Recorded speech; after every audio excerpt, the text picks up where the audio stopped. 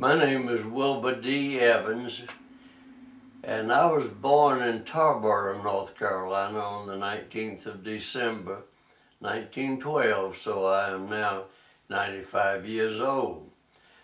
I moved to Burlington in 1950 and was engaged in the textile business. But before that, I was drafted into the Army in 1943, and I was shipped to Fort Bragg, North Carolina for basic training in artillery. I was assigned to the 106th Infantry Division, the Golden Line, and we trained in Fort Bragg, and after training were shipped to Fort Miles Standish in Boston, Massachusetts, and shipped out from there on a large ocean line. I can't recall the name of it now, but I think it was the America. And the entire division were on that ship. There were 12,000 of us. And we crossed the Atlantic in about 5.5 days and landed in Liverpool, England. We were assigned to a small camp outside of Fort Miles Standish, and there we were kept well, more or less in rest until time for us to be assigned for a ship to go overseas. That was only a matter of a couple of weeks, and in November we were loaded on the ship and immediately took off and across the North Atlantic. At that time, there was a terrific amount of submarine activity going on in the North Atlantic, and an awful lot of ships and tankers were being sunk all along the entire American coast. We did not go as a convoy ship. We were large and fast enough that the Army figured that they could take an evasive action and be safer traveling alone than going in a convoy. Therefore, we made a pretty rapid trip and encountered only one rough Atlantic storm, and that was pretty bad, because I can remember well that 12,000 men shut up in that ship, and it was tossing and rolling beyond its normal roll. We had some sick soldiers on that ship, and it continued for about 3 days. My best buddy Don Creed and I were lucky enough that the ship pitching and rolling didn't make us very sick, and we would stand by the chow line, and when the soldiers would go through, they would get their soup and bread and whatever they had for chow. A lot of beans too, I'm sure. And when they would go through it and look down at the food and get sick, they would immediately lurch over to the garbage can and throw the food right in the garbage can and never take a bite. So Don and I would pick the bread, or if there's any fruit, we'd pick that off of the tray as it was sliding by, and stuff it in our shirts so we'd have some food to eat during the night. And so we managed to have midnight snacks, and one night we went down into the galley, and we pushed the doors open quite quietly. And we knew there was some men back in the back of the thing, but they weren't making any noise. So we decided we would see if we could find anything fresh to eat. We opened up a locker and found some steak.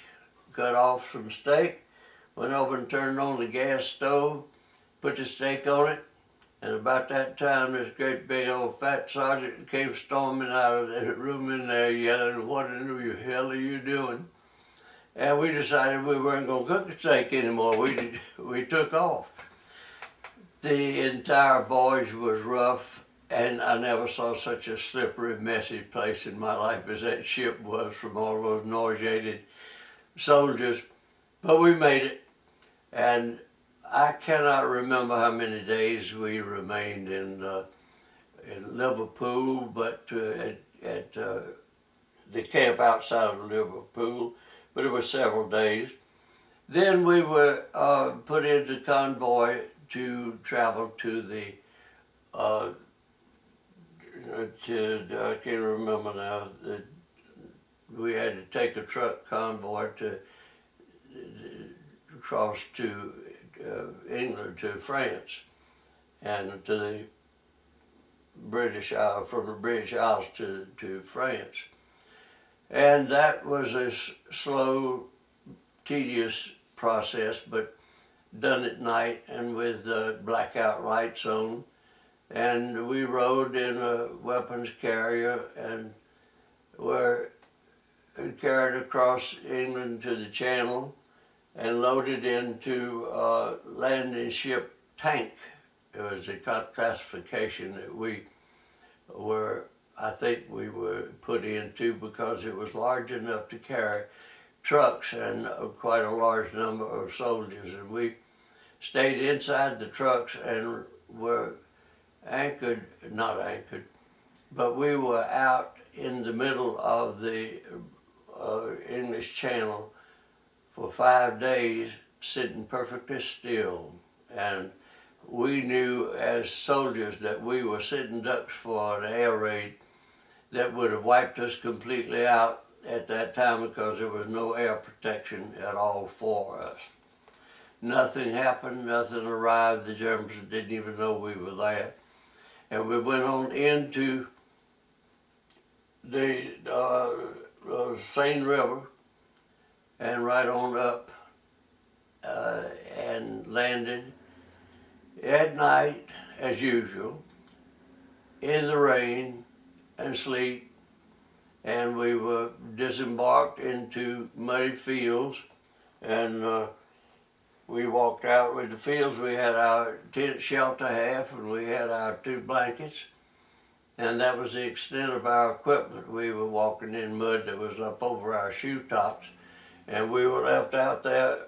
We were disembarked from those vessels into that field and left there in the dark. That was our landing into France. And I don't know how far up the Seine River we went, but the next day, after daylight, we were loaded into trucks and carried all the way into the Ardennes forest. And of course, as soldiers, we were not told where we were or where we were going or scarcely anything about it. We had to just look out and see where we were. We disembarked from the trucks in the Ardennes forest near a village called St. Vith, S-T-V-I-T-H.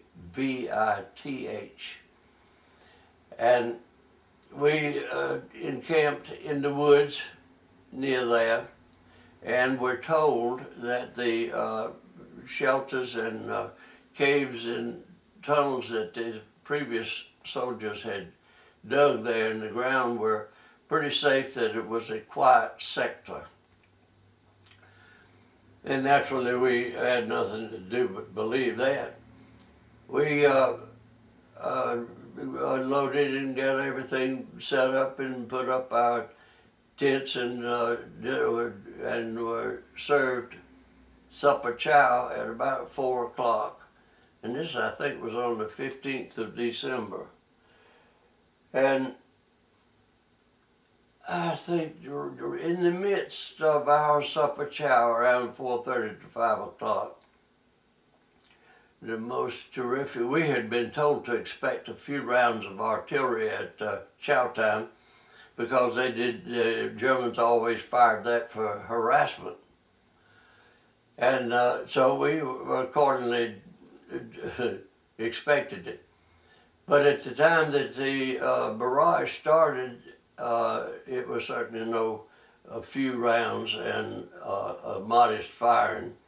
It was extremely heavy artillery barrage, and we were in a tree forest, and great danger of it was that they had firing shells on quick instant fire caused the shells to burst in the treetops, and that scattered shrapnel all over the ground everywhere. We had no holes dug and no protection at all except to get under our trucks or hug a tree or whatever we could do. And we took a terrific barrage of artillery fire right at supper time when none at all was expected. Well, that was the beginning. That was, as for best I remember, the 15th of December.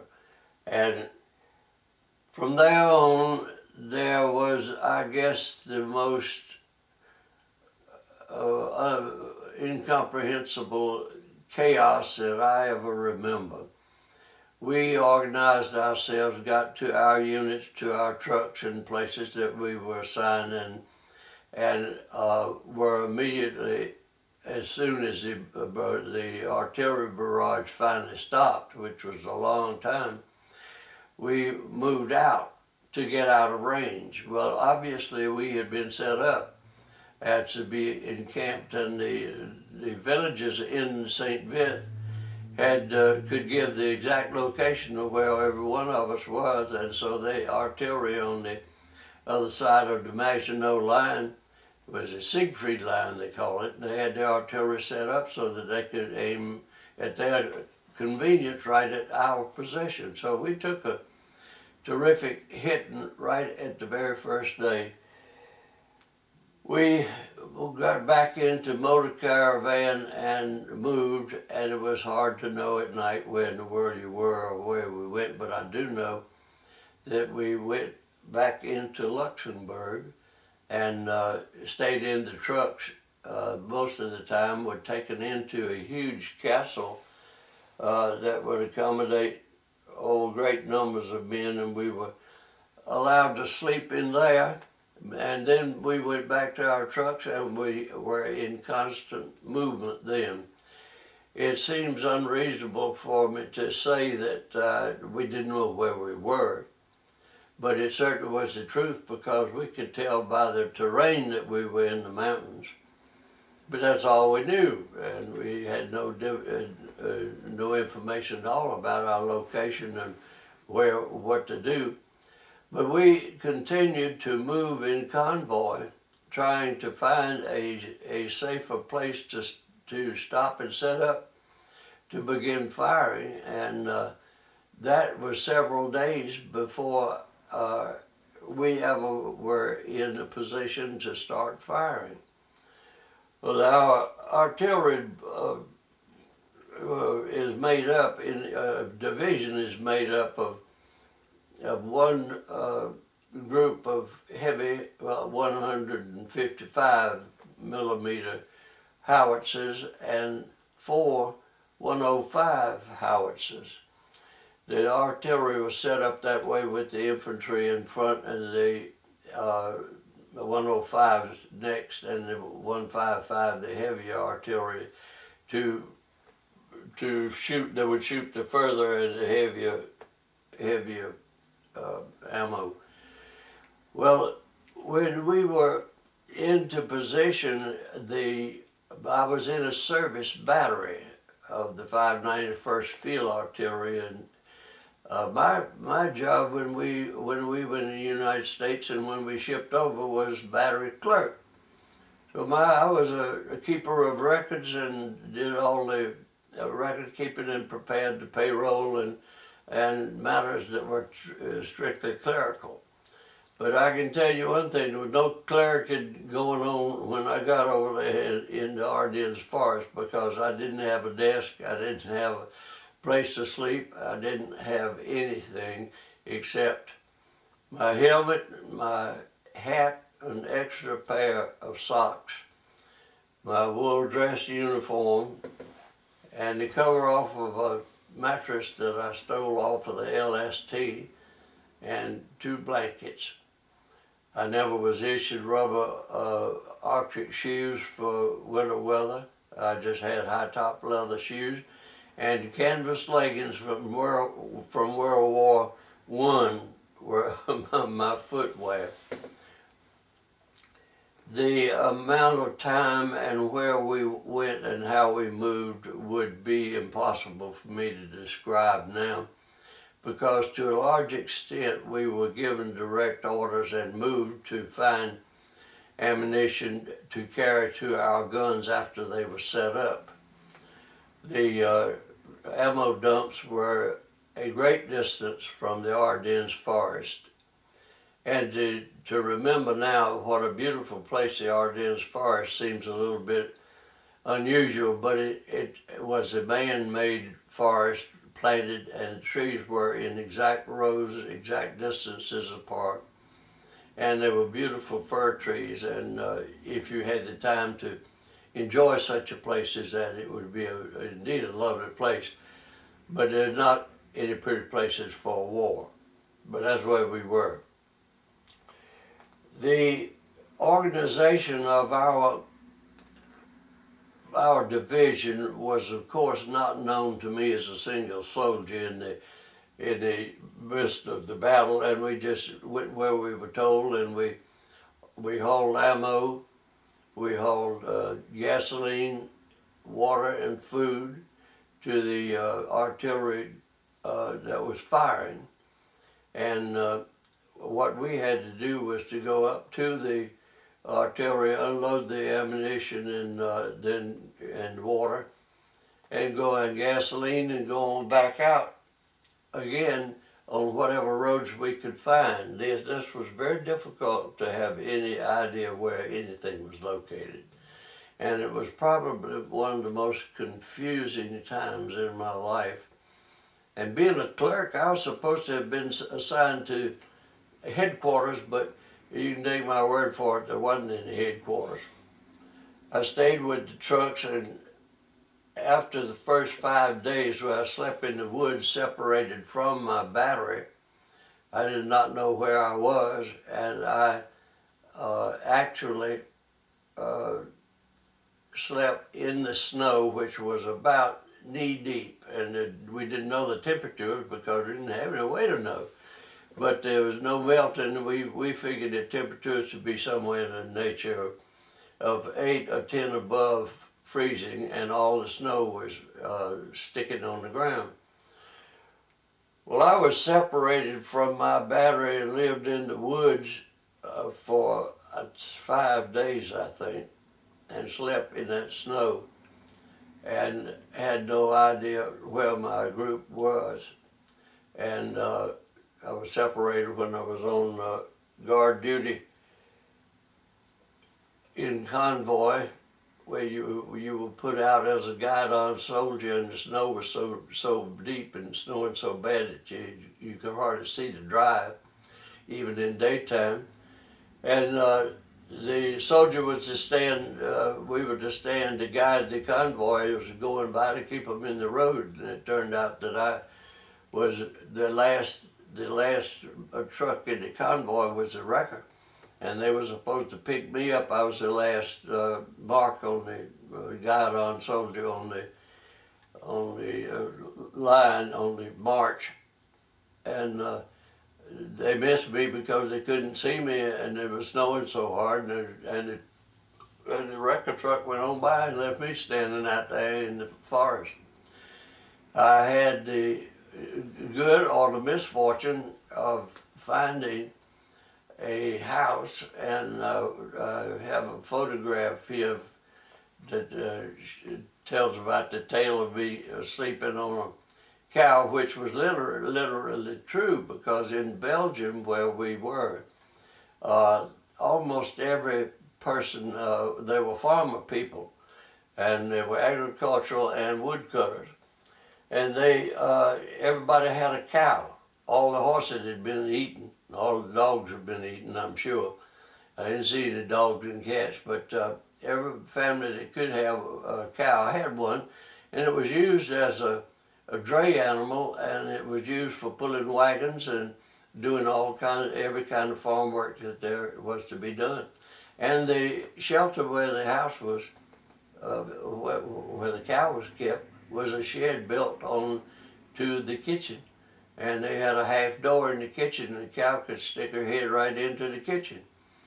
And I tried with my Tarboro High School English, tried to communicate, and these people were so frightened of the Germans that they were on the borderline of Belgium and Germany, that they were fearful if they harbored me or let me have safety in their house, that the Germans had discovered me there, that they would immediately burn the house down and kill everybody in it. So they agreed to a deal to let me sleep in the shed where the cow was. So I made out very nicely by going in there, and they pretended I wasn't there, of course. And you know how there wasn't any such thing as eating and having anything to drink. I found that the cow was warm and not the least bit disagreeable, so I climbed on the cow and in full uniform and slept splayed out on top of that cow for the warmth, and the cow's body would keep me from freezing. It was a poor way to spend the night, but the cow didn't seem to know the difference, and I got along very nicely. And with daylight the next day, I slipped on out and got to a road and started trudging down the road, hoping that I was going to find my battery. The entire time is so run together and so confusing as to the location of places that it's very difficult, even if you had a map, to go back and recall where you were. But what it turned out to be for me was that as a clerk for the service battery, I could ride in trucks and help load ammo and gasoline and water, because there certainly wasn't any clerking to be done. So I didn't even know where my desk was. And that was the way the battle went. And I remained 51 days in constant combat with high-top shoes, not Arctics as we call them, that were designed for snow and ice. These were just ordinary high-top Army leather boots.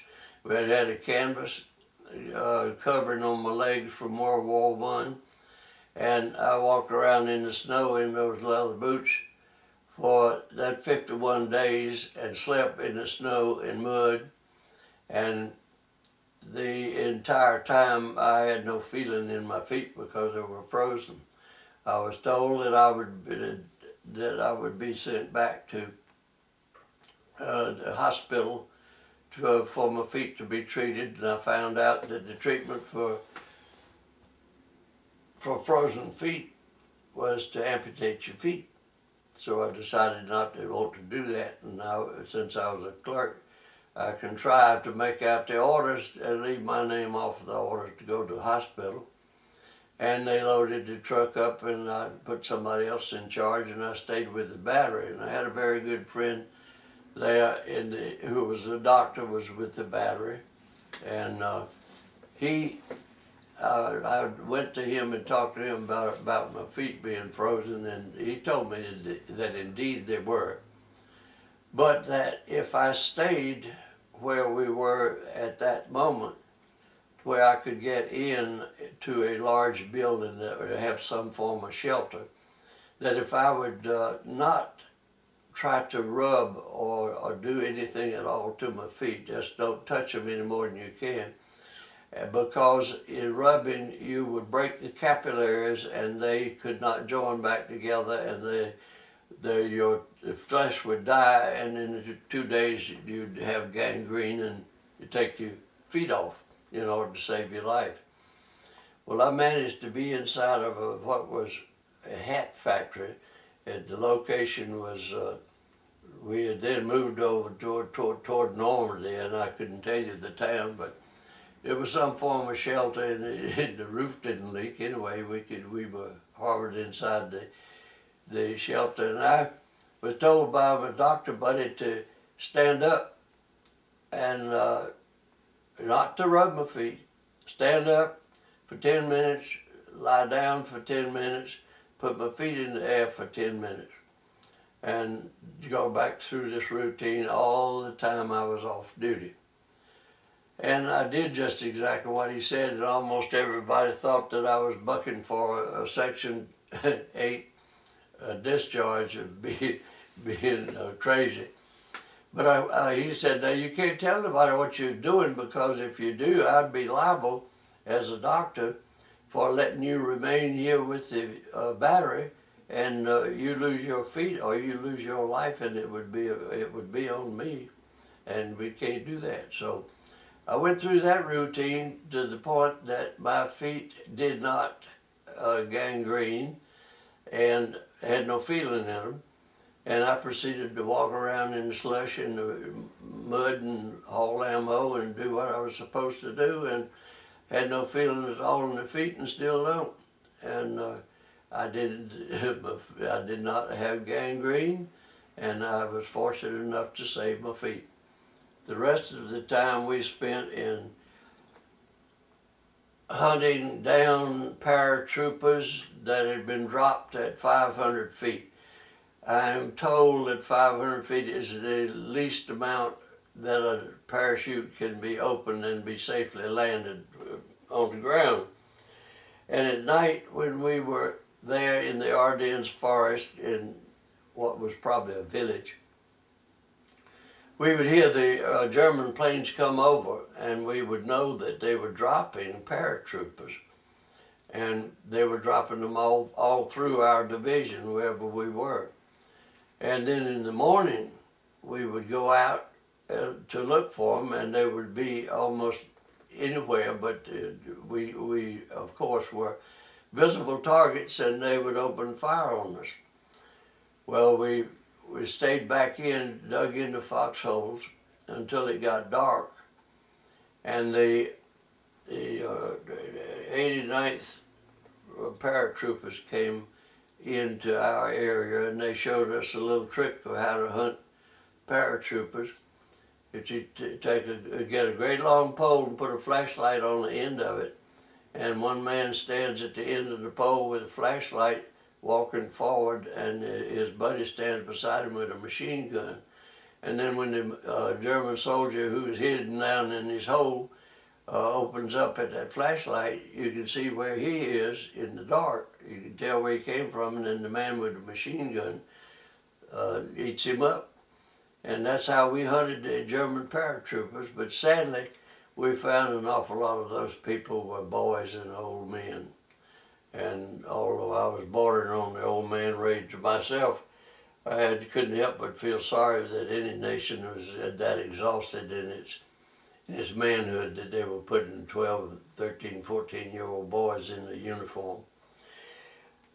The continuation of this thing for 51 days would be very difficult to describe, because it has run together so much that I couldn't tell you much detail, other than it was cold, horrible, hungry, and little or nothing of any comfort to be found. And we lost, out of the 12,000 men of our division, we lost, I think, around 7,800 killed or captured. So I was one of the few who was not killed or captured, and I felt extremely lucky, because that also could have meant, if you were captured, that it meant starvation or death one way or the other. And at the end of what we didn't understand very much of what was going on, it was called the Battle of the Bulge, because our soldiers did not break and run or give, and the Germans had counted on, when they staged this enormous drive through the Ardennes forest, that our men would break over, and they would kill and capture them and go straight through to Liège, Belgium, where our biggest army ammunition and gasoline dumps were. And that's what they needed, because the German army was running out of gasoline, and if they could break through our division, they could go directly into Liège and have gasoline and and water, and I don't know whether ammunition would help, but they may have had some somewhere. But that didn't work. We didn't run and we didn't leave. We dug holes and we stayed in the holes and we wouldn't let them go by. And we underwent an awful and severe barrage of constant fire for 51 days before we ever had any relief. And the airborne troops that came in to break through helped us to get out. And I can't remember the dates at all, but we were carried back to Rennes, France, and we were given new uniforms, new barrels for our cannon, and of course we all had to strip. I had been in the same clothes without a change of underwear or anything but my socks. I had one pair of extra socks in my helmet, and I kept that on. And I kept them in my hat to keep them warm and dry. And then at night, I would sleep on the pair I had on, which was wet. And then I would dry the wet ones out in the helmet on my head. And that's the way that's the only change of anything I had in clothing. I didn't have any clothing removed. There was nothing to put on. There was nothing to take off except to replace with new dry clothing. Except that I remained that way and slept on the ground in the snow, taking all